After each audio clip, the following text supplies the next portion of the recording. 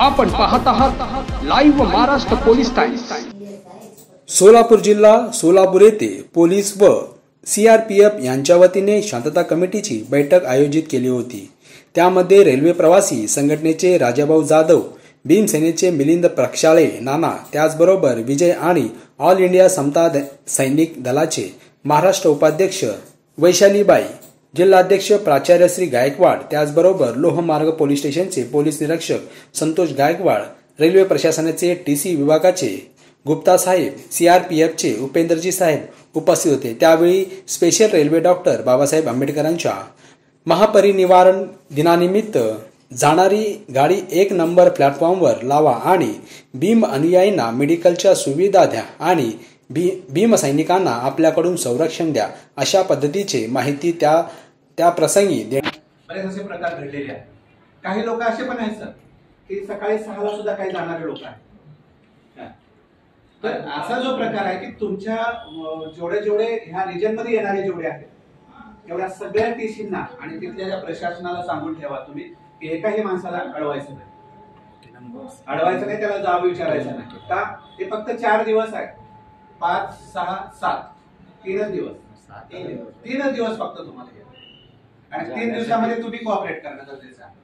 Police प्रशासन असेल किंवा CRPF असेल, हे करणं गरजेचं आहे। कारण तर आम्ही बार्टीच्या वतीनं असेल बरेच स्वयंसेवक पुण्यामध्ये सुद्धा ठेवलेले आहेत आणि ते प्रत्येक व्यक्ती ते विचारतात की तुम्हाला काय हवं आहे का। एखादी गडबडलेला माणूस असेल तर त्याला काय, तुम्हाला काय पाहिजे। आता कसं होतंय की मी गायकवाड साहेब आहे आणि जाधव साहेब म्हणजे आमच्यापासून दूर गेलेले, तो त्यांच्या शोधामध्ये असतो, मग तो शोधायचा असेल तर काय करायचं, मग त्याच्यासाठी त्याला एक अनाउन्समेंट असतं, म्हणजे त्या ठिकाणी त्या ठिकाणी असतं।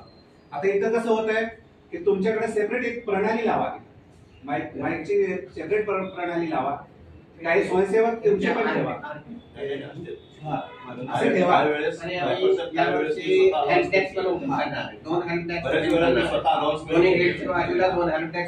अशा पद्धतीत कसं असतंय की त्या ठिकाणी गाईड महत्वाचं असतं आणि तुमच्या जसं रेल्वेचे तुम्ही जे सांगता ना 3 भाषेमध्ये सांगता, हिंदी, इंग्रजी आणि मराठीमध्ये, तशीच लँग्वेज इथं पण असू द्या। हा, कारण कसं होतं की भाषेचा प्रॉब्लेम येतो, काही जणांना हिंदी समजते तर काही जणांना इंग्लिश समजते, असं जो प्रकार तोही करणं गरजेचं आहे।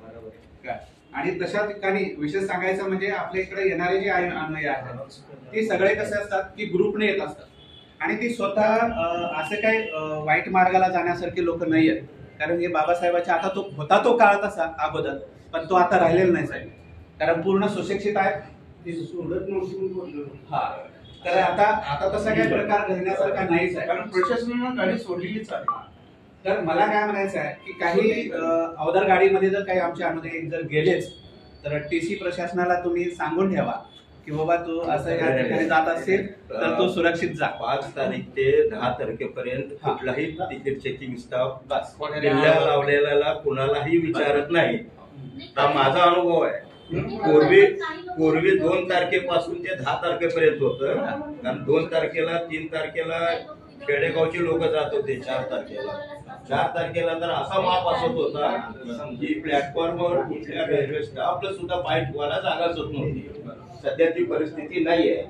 काय कुठल्याही तिकीट चेकिंग स्टाफ जे आहे ना 1 ते 10 तारखेपर्यंत बिल्ला लावलेला दिसला की त्याला काय विचारत नाही।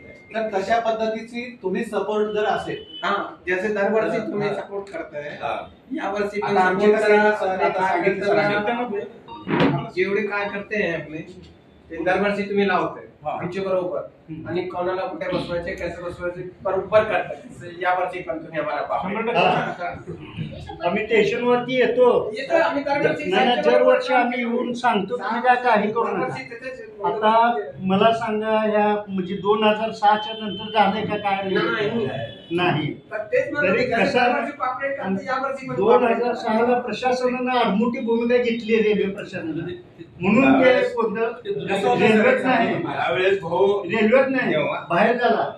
CP साहेबांना इथल्या साहेबाला सांगितलं जर काय तर वेगळं सोलापूर शहरात झालं तर मी तुमच्यावर कारवाई करेन, मी तुम्हाला सोडणार नाही। या आयुक्तानं त्यांच्यावर भूमिका घेतल्यानंतर त्यांनी गपचूप गाडी सोडायला तयार झाले, नाही तर आम्ही ठाम मानून म्हणून DRM आणि तो एवढी तयारी करून ठेवला होता एवढी तयारी करून ठेवला होता तो की पाण्याचे फवारे सुद्धा तयार करून ठेवला होता. पाण्याचे फवारे सुद्धा त्यांनी तयार करून ठेवला होता त्या काळात. पण त्याला लास्ट शेवटच्या एक 10 मिनिटं अगोदर, कारण त्याने 10 मिनिटं अगोदर सोडले नसते तर सर्व ते भीमाच्या लेडीज त्याला मारले असतील. आर्मी स्टेशनला जी परिस्थिती निर्माण झाली होती. शेवटच्या 10 मिनिटाला त्यांना सोडावं लागले.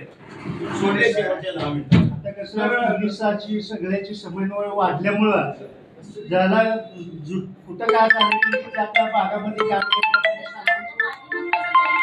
रेल्वे प्रशासनाला मी सर्वांच्या वतीने विनंती करतो आणि मागं वाढत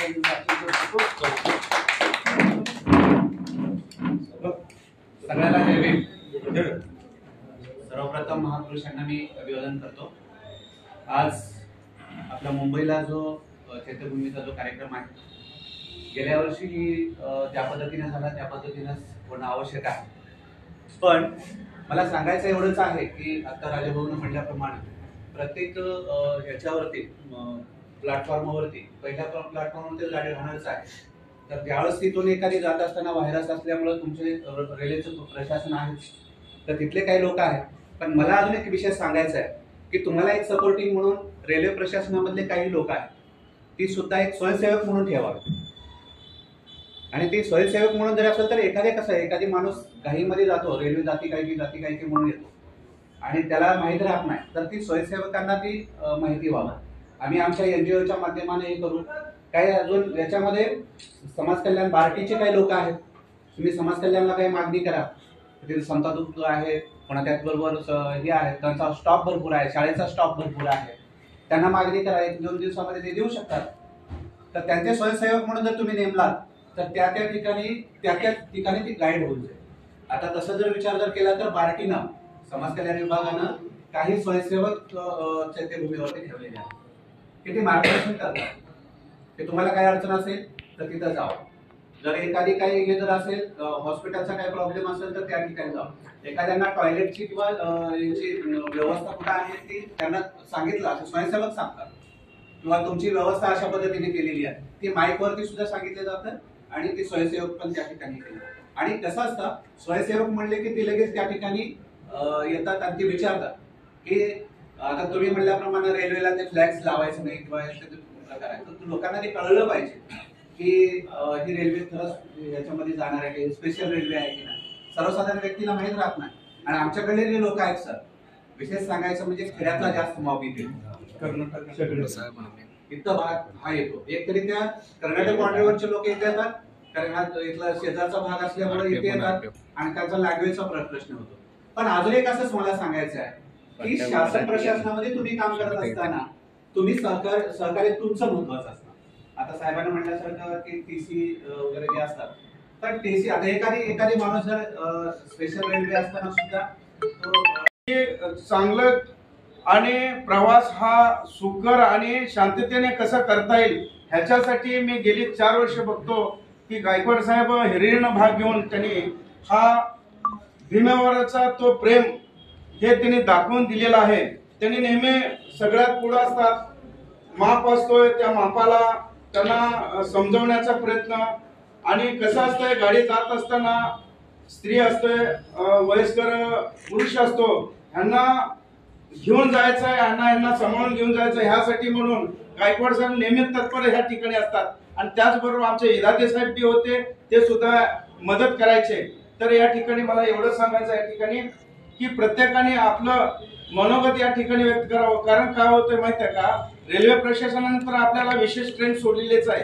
त्याचबरोबर आपले सुद्धा कर्तव्य आणि आपला अधिकार की बाबा लोकांना कसं असतंय, गर्दी असते.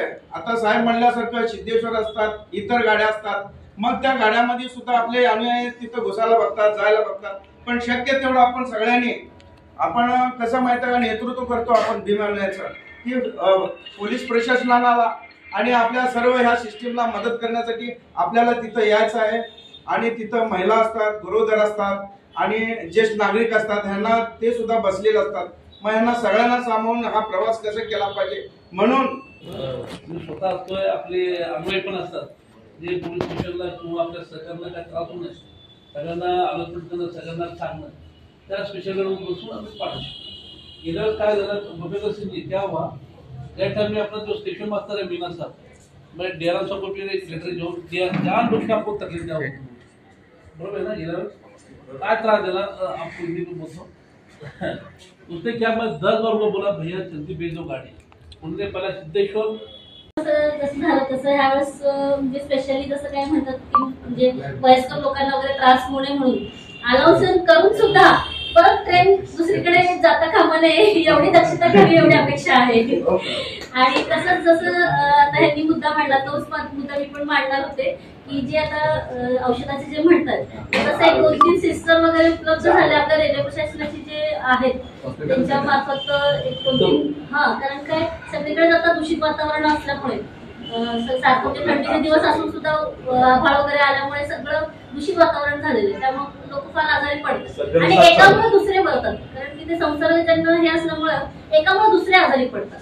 मग ते जाऊन म्हणजे आता जे प्रवास करत असतात तर तिथं जाऊन परत व्यवस्थित येण्यासाठी आपल्याला त्यांची दक्षता घेणं गरजेचं आहे. आणि जसं आता शासनाने जी आमच्यासाठी सोय केलेली आहे म्हणजे गाडी आपल्यासाठी सोडलेली आहे सोलापुरासाठी, तसंच सोलापूरच्या विभागाच्या वतीने सुद्धा आणखी काही करता येतं का ते म्हणजे आपल्याला ते पाहूया, म्हणजे बघा आणि तेवढी सेवा द्यावी तेवढी नंबर घडवा.